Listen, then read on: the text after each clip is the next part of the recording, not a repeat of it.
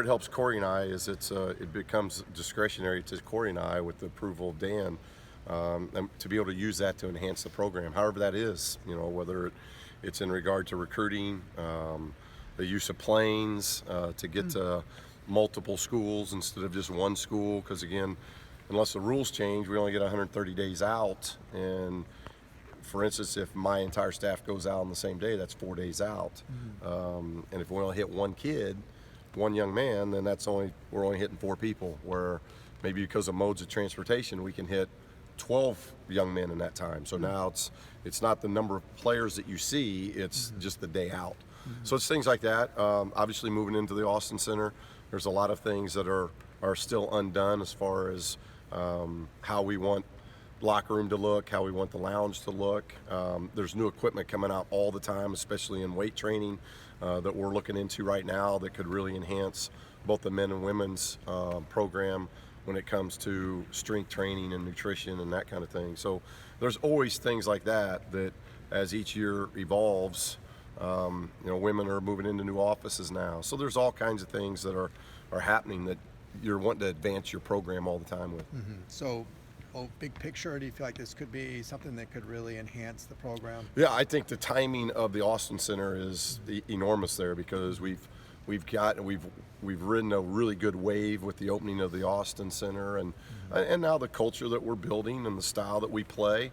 I think high school guys really enjoy that, and they want to be a part of it. And being in LA, being in Westwood, and there's a lot of positives. And now you have the Austin Center, and now this doesn't have anything to do with the student athletes or the prospective student athletes as much as does Corey and I being able, I think, to have resources to better do what we're trying to do. Is it safe to say at this point the Montana game will not be made up this season? Yeah, it doesn't look like that.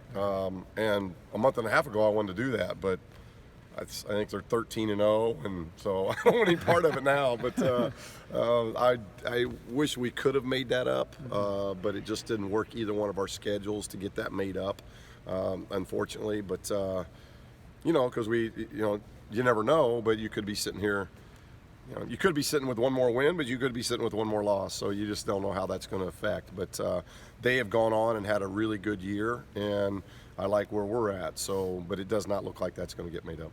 Prince is a guy I know you'd like to probably get going a little bit right now. What are you seeing with him right now, and what's it going to take? Well, he's continuing to work, and that's what we want out of him. And I think where he's maturing and learning is it's not just about making a shot or even getting a shot. It's where he's really helped us all year long has been at the defensive end. He's a big physical guard that has a very good basketball IQ, and I want him continuing to know that's his role. And the shots, and whether making shots or getting shots, that'll come through the flow and the ball just moving. When the ball sticks, that doesn't just affect Prince, it affects everybody. So when the ball's moving, he'll get his opportunities there.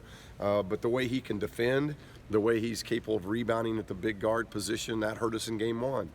Ethan Thompson got 6 rebounds in game 1. We gave up 18 offensive rebounds. So Cal really hurt us on the backboard. The other team that had really hurt us on the backboard was Oregon State. And so Prince can help us with that because he's a big guard that can do those things. You've got two more home games. Do you feel like similar kind of, I don't know, back to the wall, but similar spot where you really need to win these games given the rest of your schedule and going on the road the last 3 games? Well, I really like where we're at. Obviously, if we could have gotten a sweep, we'd be in really good position just with the conference race. But, there's a lot to be played yet. Arizona's got to play at Arizona State. Which that's going to be a great game to watch and see what unfolds there. But our whole attention's Oregon State. We got to take it one game at a time, and this is a big week for a lot of reasons. One, we need to get back home. We've done a good job on that road trip, played really well at Arizona, and had our spurts at Arizona State. But now coming back, we're playing 2 teams that have already beaten us. So it's about trying to ride that ship, and 2, knowing that we've got a lot of special seniors, both player and managerial, that have put an awful lot of work in, and this is their last homestand. So there's a lot of motivation within the team to perform and play well for them as well. Oregon State doesn't have the highest RPI, so does it help get the team's attention when you've lost to that team on the road? When you're coming home, then you know that you can't come out flat and beat this team because they've already beaten you? Yeah, and I think if you ask our guys, Ben, Oregon State's RPI, our RPI, they're not even going to have an idea what you're talking about. I don't think that's not what's in their network. That's not what's on social media for them. So I don't think they could tell you any of those things. I think and hope the thing that they're really concentrating on is that last time we played Oregon State, they beat us. Right. And so if you don't respect your opponent at any time, you're gonna run the great mistake of getting beat. And I think when you got we respect all the opponents that we play, and now when you got 3 weeks left and you're playing somebody that's beaten you already, they've got your attention. You mentioned the seniors and this being their last homestand. What have they meant to this program for you? Well, tremendous. Ike hasn't got to play a lot, but he's been somebody that has really worked hard. He's gonna graduate. All the guys are gonna graduate, and so he's done a tremendous job of practicing hard every day and just keeping himself ready if needed. Gigi has been somebody that's just improved each year. Somebody that's an international individual that's come over and last couple of years in high school did a great job in the Fort Lauderdale area, and I think he's just gotten better even through a year of injury. He's gotten better each and every year, and he's playing his best basketball now. He's very confident, and he got here at 200 pounds. Now he's about 225, so he's just grown into his body and the way he's got to play very nicely. Alec Wolf has been a walk-on that's been tremendous for us. He's been very consistent in his work, whether he's on the scout team or whether he's fighting every day in practice. He works hard. He's a very nice player.